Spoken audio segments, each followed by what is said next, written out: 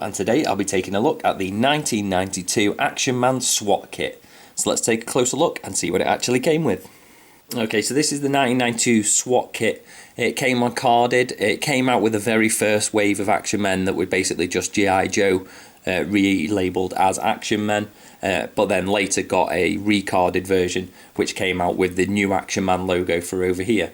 So there has been multiple versions of S.W.A.T kits. This was the earliest one. It doesn't say SWAT on it anywhere, but there are many different variations of S.W.A.T kits. I think there's about 4 or 5, but this was the very first one that came out for Action Man.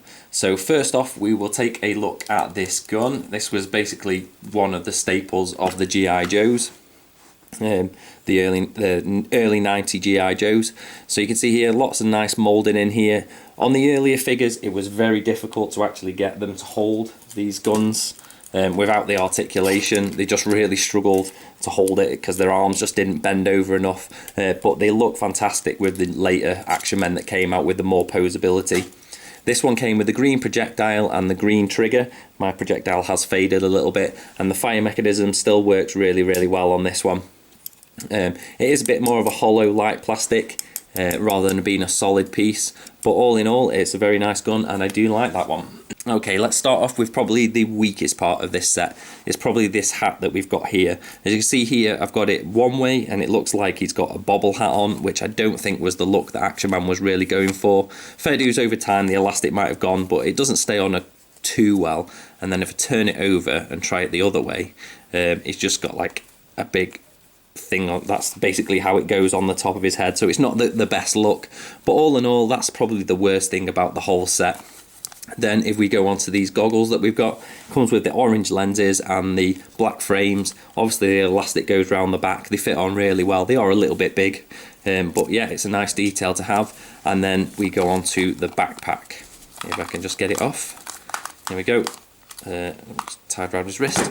Here we go. So it comes with like a big torch that goes on the top. This torch does pop on and off. It actually falls off quite a lot, so they can be a little bit harder to find in complete condition connected to the actual backpack itself. So we'll just pop that one off. Lots of nice detailing all the way around it, sculpted really well, moulded really well. Straps on here, obviously the hole in the top, and then the same on the other side. It does open up. It's got a really nice latch on it, so that all your stuff that you store in here isn't going to fall out. Inside there's not really any detail, it's just the moulding, but it's great for storing like grenades and things. Unfortunately this is too big and it won't fit in and close, so you can't really store it in there. It does have to stay on the top. The Action Man can also hold that in his hand if you wanted to pull it off separately. And then excuse me, we have this computer in here with a screen or a monitor, and then also a keypad for Action Man to receive his missions and to also send information back to his headquarters. So I do like this backpack.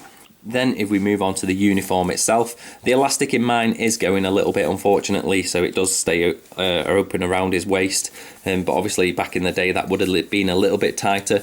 It comes with these pads on his shoulders and also on his elbows on both sides, nothing on the back. The arms seem to start a little bit far down, and then the arms are actually a little bit short, so he seems to wear it kind of odd really. It's not the best fitting jumper, even with age. I think when it first came out new, that sewn part there is just not quite the right length for his arm. Then it comes to these black pants, which are just a Velcro fitting, and then we've got the old school boots that used to come with the G.I. Joes and the original Action Men as well. Very nicely moulded, they fit on really well and really help him stand up nice and easily, which is key for this figure. All in all, I think this was a really nice kit to have back in the day.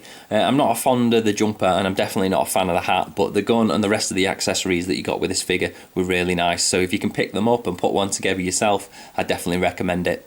So that was the Action Man 1992 S.W.A.T Kit. Thanks for watching, and I'll see you next time for more Rawpain reviews.